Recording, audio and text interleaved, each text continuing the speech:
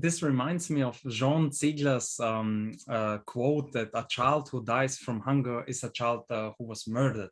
So in your opinion, that's what you say, is that it's systemic again. So we have to think the whole system as a whole, and yeah. It's pretty simple. It's a mathematical issue. You know, there are roughly, if you look at the United Nations numbers, there are roughly 7.9 billion people on the planet. Okay, I don't think people contest that number. Now, the United Nations also, its Food and Agriculture Organization, has said in a number of studies that we produce enough food in the world to feed almost 15 billion people. Now, if you look at, that's why I said it's mathematics. If you look at it, we apparently produce twice the amount of food for the number of people on the planet. In other words, the Malthusian arguments, the arguments first set in motion in the early 19th century by Thomas Malthus, are not actually interesting because the facts don't bear them out. You know, the food production has not been outstripped by population. Sorry, Malthus, the data is in the other direction. Well, if it's in fact true that there's more food than people, then the question should be raised, oh, why aren't people eating, right? It's a pretty elementary question. If you ask children that, they would ask that question. You don't need a PhD or anything, or to have all those lovely books behind you. You know, it's an elementary question. Okay, so one answer is that there's an enormous amount of waste. We throw away food, and also at the point of food production, there's an enormous waste. You know, that's, I think, again, an uncontestable issue. There's a huge amount of waste. Humans produce much too much waste these days. Okay, but that's not enough. The answer, once you start peeling the onion, the answer in the middle of the onion is the following. There are some people who just don't have money to buy food. And the question then has to be moved from population size and food production to money. Why don't a lot of people have money to eat?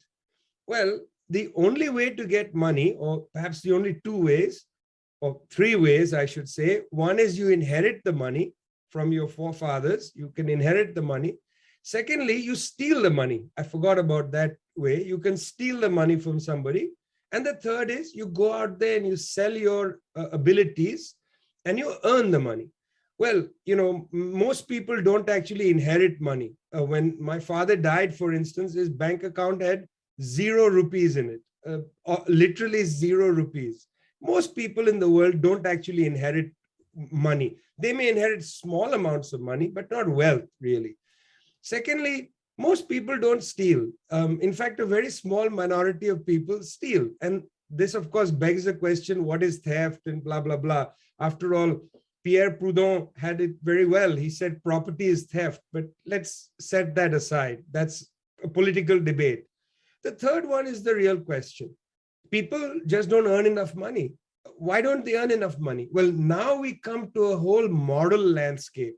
People will say they are lazy, they don't want to go and work, you know, etc., etc. This is now a moral debate about character, no longer about economics, actually, which is why, interestingly, Adam Smith wrote a very interesting book called The Theory of Moral Sentiments alongside his Wealth of Nations. He understood that you jump from the horse of economics onto the horse of morality, just like this.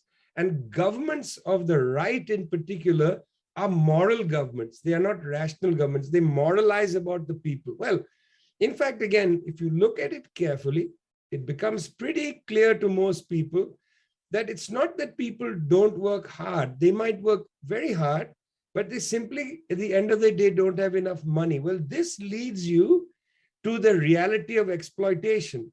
And you don't even need to have read Marx to come to exploitation. It's actually something that beats you on the face. Reality proves to you that the Marxist approach to the world is actually more accurate than the others, unless you are comfortable being a moralizer.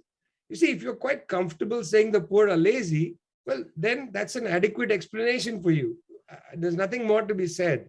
Now, we can prove by experiments to show that people work hard but don't make money. You know, we We can do time studies. We can take a neighborhood in Vienna, for instance, a poor neighborhood, and clock the exact amount of time that a woman spends from when she wakes up in the morning till night working. How much does she work?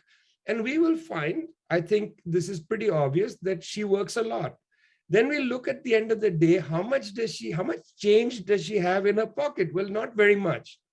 Those time studies could actually help disabuse the moralizer of moralizing. Unfortunately, you can produce 1 million time studies, but it doesn't affect them because they have it in their head that the poor are poor because they are lazy. The hungry are hungry because they're lazy. There are some so-called deserving poor, and for them, we give them charity. All of this is right on the surface. You don't need to dig too deep, to come to it. So I would say, let's take children for a walk. Let's explain it to them in this way, and then let's see what they say back to us.